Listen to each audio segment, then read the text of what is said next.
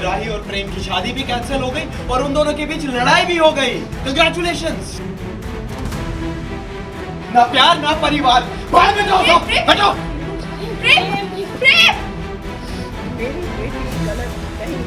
Serial Anupama में आया बड़ा ट्विस्ट, जहां राही के बायोलॉजिकल पिता के खुलासे से टूटी शादी, मंदिर में पहुंचकर प्रेम को दिया करारा झटका।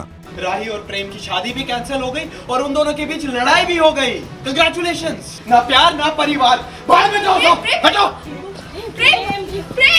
जी हाँ, सीरियल अनुपमा में आया जबरदस्त ड्रामा, जहां राही के बायोलॉजिकल पिता के अचानक आने और सच उजागर करने के बाद पूरे परिवार में तूफान आ गया है।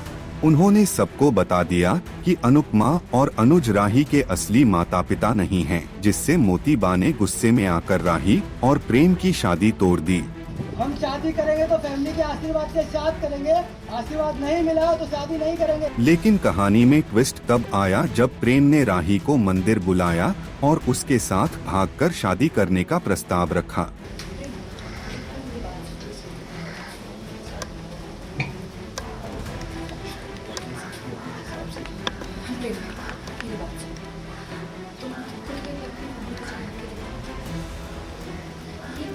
ये बात सुन के किसी को भी शौक लगा, हम भी लगे।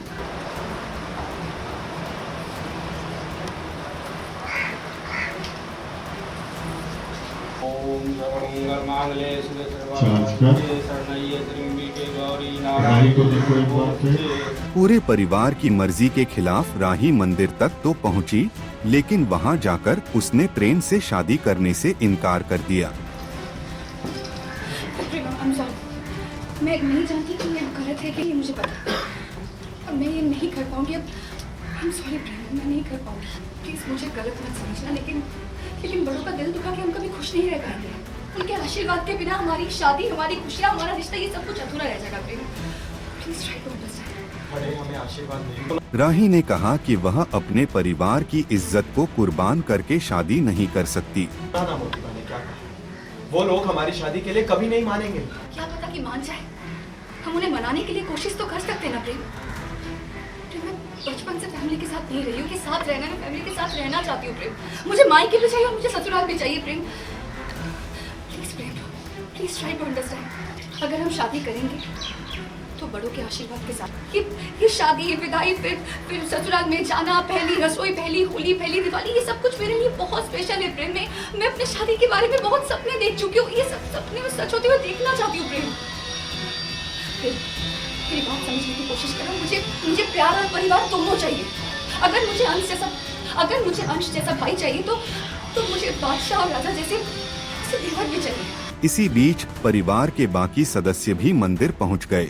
अनुपमा ने तुरंत राही की तरफ से सफाई दी और कहा कि उसने प्रेम को मंदिर बुलाकर शादी करने के लिए कभी प्रभावित नहीं किया। आप लोगों को यही लग रहा था कि मैं और मेरी बेटी प्रेम को शादी के लिए उकसा रही थी। मेरी बेटी गलत नहीं है, वाकई शादी करने का फैसला गलत हो सकता है, लेकिन उसके पीछे उसका दर्द ये गलत नहीं है। उसकी परवरिश ऐसी नहीं है जो राही को गलत कदम उठाने के लिए मजबूर करे।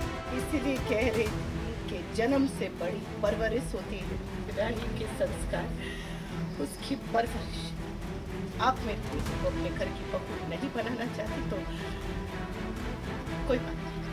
आप लोगों को प्रेम और राही का प्यार तो नहीं दिखता, लेकिन कम से कम अपने बेटे का दर्द तो देख लीजिए। अब देखना होगा कि इस बड़े ट्विस्ट के बाद प्रेम का अगला कदम क्या होगा और राही के जीवन में कौन सा नया मोड़ आएगा।